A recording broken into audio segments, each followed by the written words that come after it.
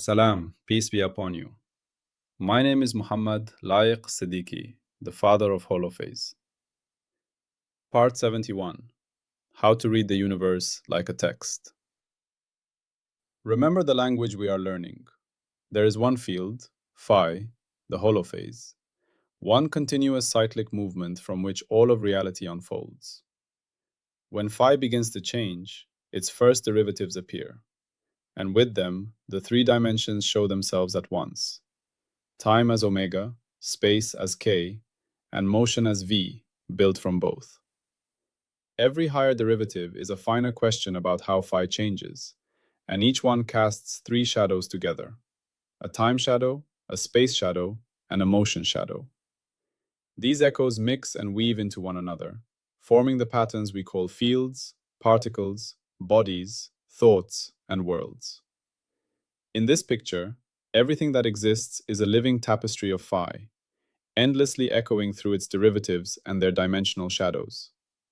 Today, we listen to just one of those echoes, and we learn how to read it. We have arrived at the final chapter of our monumental Ep.7. We have traveled from the roots of the master tree of language to its highest and most delicate branches. We have moved from code to language, from alphabet to grammar, from isolated symbols to living, breathing speech. Along the way, we have discovered self-similarity, learned how the same structural motifs repeat across the derivative tower. We have mastered semantic compression, the art of hearing the essence of the story in the first few levels of the hierarchy. We have climbed the ladder of hierarchical predictive power, learning how to move from what is happening now to what will happen next by adding derivatives in a systematic way. We have felt the grammar come alive through feedback, generativity, and adaptation, and we have even stretched the language to describe a biological rhythm, the circadian cycle of sleep and wake. Now we stand at the threshold of full literacy. We are no longer just students of vocabulary and rules. We are ready to become readers of the universe. This part is a practical gift, a simple, human-friendly method for how to read the universe like a text. Learning a language is one thing, reading with it is another. In the beginning, you memorize words, you recite grammar tables, you repeat phrases after a teacher. It is clumsy and mechanical. Then, one day, you open a book in that language, and something magical happens. The symbols on the page begin to glow with meaning. Instead of seeing individual letters, you see words, then sentences, then story. The same shift is now happening with the holophase language. Until now, we have been memorizing the alphabet of derivatives and the rules that link them. Today, we cross a threshold. We learn to look at any phenomenon, a flowing river, a thunderstorm, a heartbeat, a mood, a city, and see it as a sentence written in the language of phi. The linguistic role of this new skill is literacy itself. It is what turns passive understanding into active interpretation. Before, you understood that the universe is written in derivatives, but you did not yet feel able to read those derivatives with ease in the world around you. After this, you will have a concrete procedure you can apply again and again. The guiding question becomes simple and profound. What is this phenomenon saying in the language of phi? You are not asking only what it is made of or what caused it, but what story its rhythms, shapes, flows, connections, and balances are telling. To make this real, we need a method. So let us build a step-by-step way of reading that you can use in your mind without any equations. Think of it as a 5-step reading ritual. You can apply it to a storm cloud, a piece of music, a political movement, or your own breathing. The mathematics lives in the background. On the surface, you are simply training your attention. The first step is to listen for the rhythms. Whenever you meet a phenomenon, ask yourself, how does this change in time? Does it pulse, oscillate, grow, decay, or stay roughly steady? Are there fast changes and slow changes layered on top of each other? When you notice these temporal patterns, you are intuitively reading omega, the first-time derivative, and its higher companions like alpha. A steady heartbeat is a simple, almost constant omega. The way your alertness grows through the morning and fades through the evening is a much slower omega, written on a longer time scale.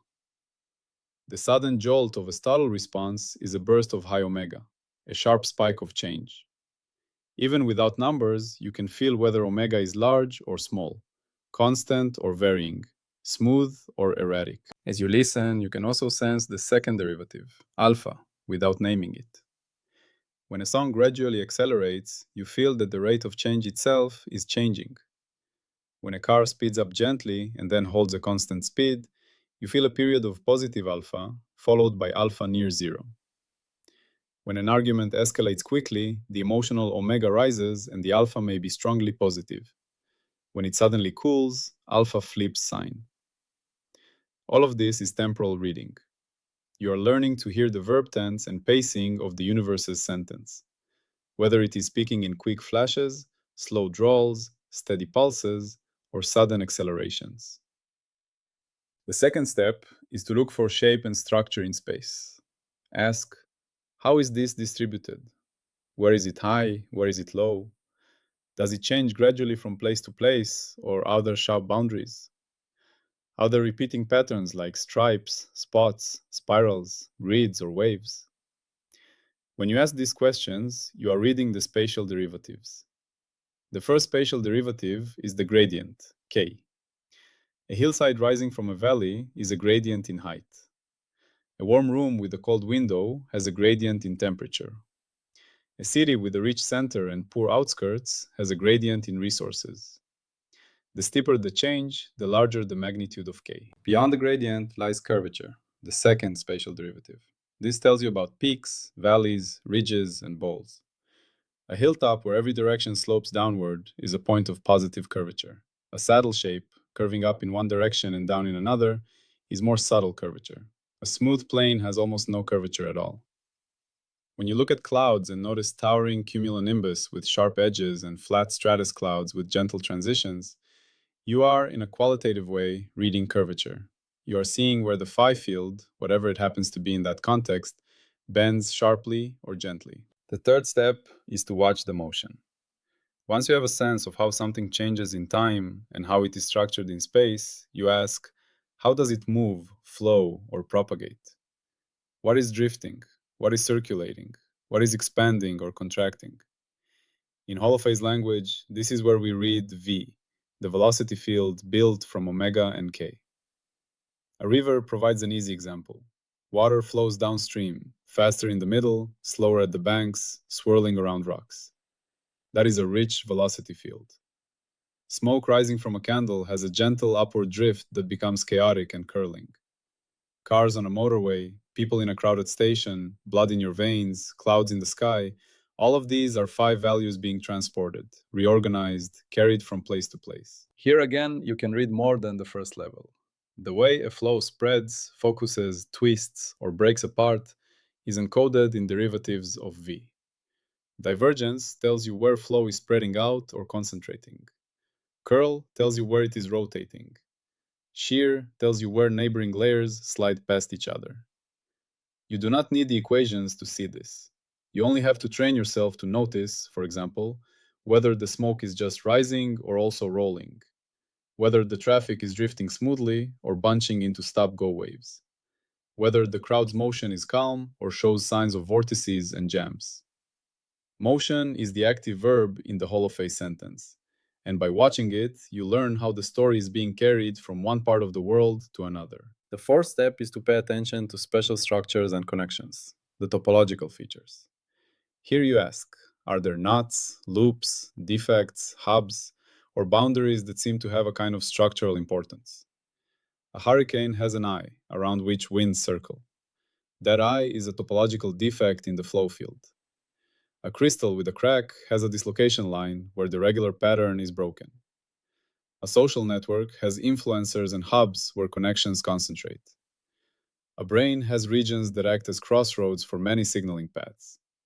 All of these are examples of topology, not just how much there is and how it moves, but how it is connected and how that connection can twist and knot. In holophase terms, topological features are often where derivatives fail to be smooth, or where certain integrals around loops take non-zero values. They mark places where the field structure cannot be ironed out by a simple change of coordinates. For our reading method, it is enough that you learn to notice them: the persistent swirl of a vortex, the stable pattern of a knot, the interfaces between phases, the hubs in a network. These are like punctuation marks and paragraph breaks in the universe's text. They tell you where one clause ends and another begins, where there is emphasis, where there is a hinge for change. The fifth step is to sense the balances and intensities. Once you have a feel for rhythms, shapes, flows, and structures, ask, what holds these together? What is pushing? What is pulling? And how strong are they compared to each other? Does this pattern seem stable, delicately balanced, or about to tip? Here you are reading the constraint chains, the quadratic balances, the way different derivative terms enter into a single tally of energy. A swinging pendulum continues because a restoring force, proportional to displacement, balances inertia in a precise way. A star does not collapse or explode because pressure from fusion balances gravitational curvature. A stable ecosystem maintains itself because births, deaths, migrations, and resource flows balance in long-term averages. When that balance is disturbed, the sentence changes. A bridge under too much load breaks. A small change in a derivative balance leads to a new grammar, a new attractor, a new pattern. By asking what is in balance and how intense the underlying activity is, you are feeling for the deep grammar rules that allow this particular configuration of derivatives to exist. You are feeling for the tally, a single number that summarizes how much structured activity is present, how loud the universe is speaking in this particular sentence. Let us make this completely concrete by reading a simple phenomenon together, a campfire. Imagine you are sitting at night watching flames dance. You begin with rhythms. You notice fast flickers in individual tongues of flame, and slower variations as logs catch, burn brightly, then settle into embers. Already you have identified at least two characteristic omegas, a high-frequency flicker and a lower-frequency burn cycle.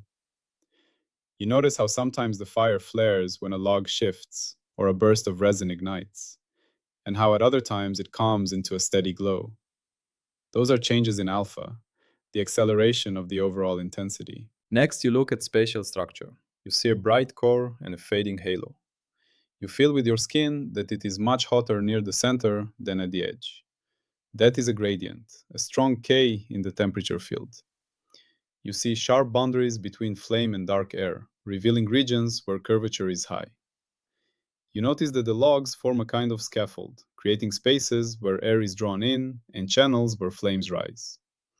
This is a solid expression of how the spatial pattern of fuel shapes the field. Then you watch the motion. Hot gases rise, ashes swirl, sparks drift upward, then sideways, carried by air currents. The flame itself seems to leak upward, a kind of wavefront of combustion moving through the gas. All of this is velocity, v, written in different parts of the scene. There is a relatively steady upward v in the central plume, more chaotic v in the turbulent eddies, and gentle v in the slow drift of smoke further away. Topological features appear too. Sometimes a little vortex forms, a twisting coil of flame. At other times, you see a persistent gap where no flame appears because a wet log blocks the flow of air. These are structural features, not just temporary fluctuations. They are like commas and exclamation marks in the visual sentence of the fire. Finally, you ask about balance. You know, at least intuitively, that the fire survives because burning wood releases heat at just the right rate to keep gases hot enough to rise, drawing in fresh oxygen to keep the reaction going.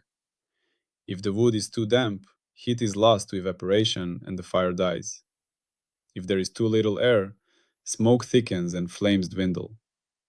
In the language of Holophase, a complex constraint chain involving chemical reaction rates, fluid motion, and heat diffusion has found a local solution, a configuration of derivatives that can sustain itself for a while. The tally of energy here is high. The universe is speaking in bright, hot, rapidly changing sentences in this small patch of spacetime. By walking through these 5 steps for the campfire, You have just read it in the Holophase language without a single equation. You have translated flicker, shape, flow, structure, and stability into a coherent inner description using omega, k, v, topology, and balance. You can repeat this with a neuron, a hurricane, a market crash, or a flock of birds. The exercise is always the same. Listen for temporal rhythms, look for spatial patterns, watch for motion, notice special structures, and feel for balances. It is important to emphasize that this is an intuition-first method. When you are sitting by the fire or watching clouds from a train window, you are not expected to compute derivatives in your head. You are training a way of seeing. Instead of thinking, what object is that? You are thinking, how is this changing? Instead of asking, what is it made of? You are asking, what are its rhythms, shapes, flows, connections, and balances? You are slowly aligning your everyday perception with the deeper structure that the Holophase language makes explicit. Over time, this can become second nature. You will find yourself, for example, sensing that the conversation has a certain rhythm, the tensions in it have a certain gradient, that the flow of attention has a certain velocity, that there are topological bottlenecks where misunderstanding gets stuck, and that there is or is not a stable balance holding it all together. You're not reducing the richness of human interaction to physics. You are adding a structural layer to your understanding, one that helps you see patterns in how things change and why some patterns endure while others quickly unravel. A natural question is, how do we know that this way of reading is valid and not just a poetic overlay? The answer, in the spirit of the Holophase program, comes from testability. Whenever you perform such a reading for a phenomenon that can be measured, a fluid flow, an electrical circuit, the growth of a population, you can check whether the features you identified qualitatively, like a dominant rhythm, a steep gradient, or a stable balance, correspond to actual measurable quantities. If you consistently misread, the method is corrected. If the method helps you anticipate behavior or connect ideas that were previously scattered, then its usefulness and truth grow together. At a deeper level, the claim is that this reading method is not arbitrary, because it mirrors the mathematical structure of the Holophase equation itself. That equation is built entirely out of phi and its derivatives.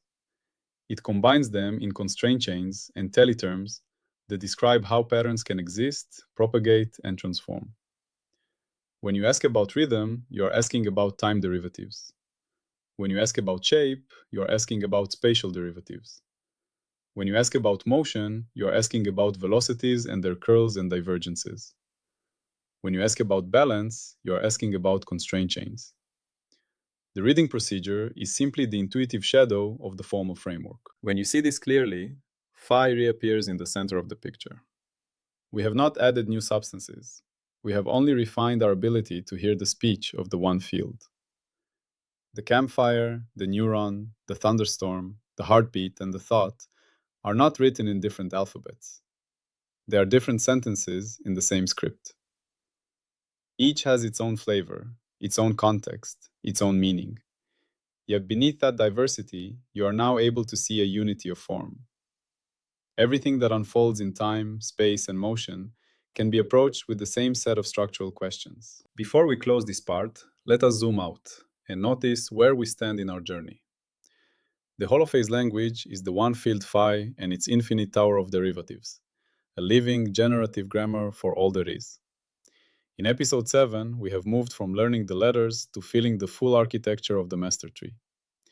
We have seen that the tree is self-similar, compressible, predictive, and alive. We have stretched its reach beyond physics into biology and hinted at its usefulness in many other domains. Now, with this reading method, we have achieved full literacy. We can look at the world and not only know that it is written in derivatives, but actively read those derivatives in everything from firelight to feelings. The image I want to leave you with is simple. Imagine walking through your day as if you are walking through a vast library. Every object, every process, every interaction is a page, a paragraph, a line of text written in the Holophase language. You touch a mug of tea and feel the gradient of temperature. You hear the rhythm of footsteps on a staircase. You see traffic as flows and densities, not just cars. You notice your own breath as a gentle oscillation. The world has not changed, but the way you see it has. The glyphs are the same, your eyes have learned to read. In the next parts of this chapter, we will move from reading to writing. We will begin to form our own simple sentences in this universal language, using it to describe, clarify, and even reimagine the world around us.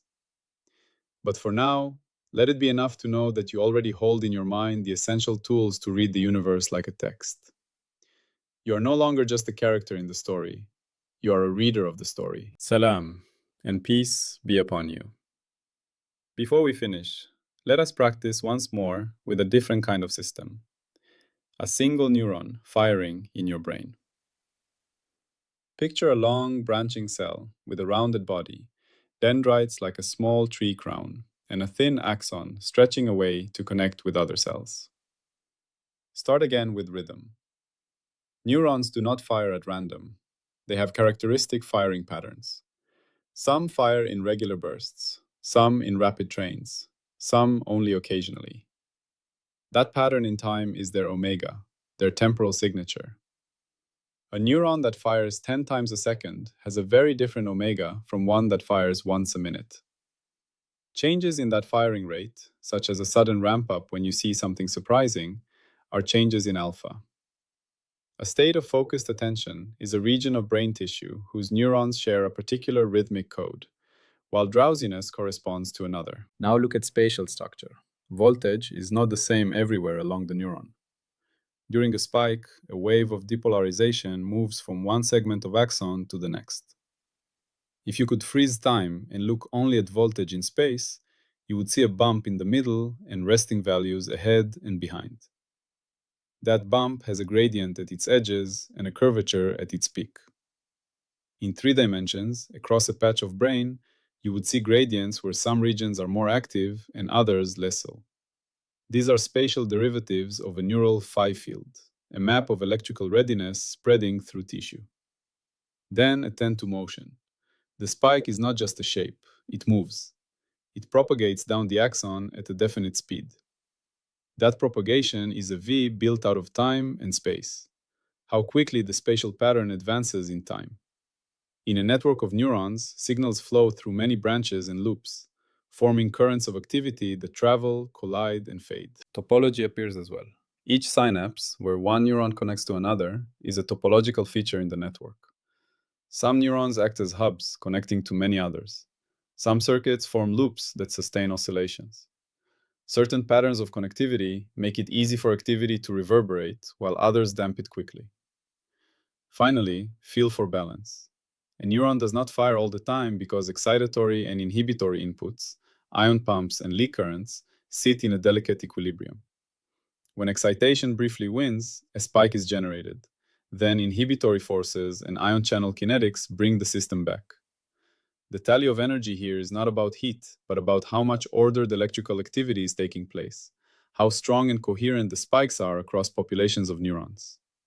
Stable brain function corresponds to constraint chains that keep this activity within healthy limits and prevent it from dissolving into noise or rigid seizure. Once again, by walking calmly through rhythm, shape, motion, structure, and balance, you have read a neuron in the Holophase language. The point of this exercise is not to claim that every biological detail has been captured, but to show that your mind can move fluently between very different phenomena using the same set of questions. You are beginning to think in the derivative-based grammar of existence. As you keep practicing this way of seeing, the world begins to feel less like a collection of separate objects and more like a woven fabric of processes.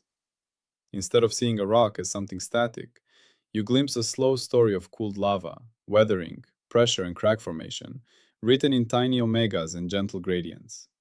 Instead of seeing a cloud as an isolated thing, you feel a negotiation between rising warm air and sinking cool air, moisture condensing and evaporating, fields of temperature and humidity writing shifting paragraphs in the sky. Even your own body becomes less of a fixed form and more of a constantly rewritten paragraph in the larger text of Earth's biosphere. Carry this with you into your day. When something catches your attention, a burst of laughter, a gust of wind, A traffic jam, a sudden insight? Pause for a brief moment and quietly ask, what are its rhythms? What are its shapes? How does it move? Where are its connections? What holds it together? Listen as if you were hearing a line of poetry.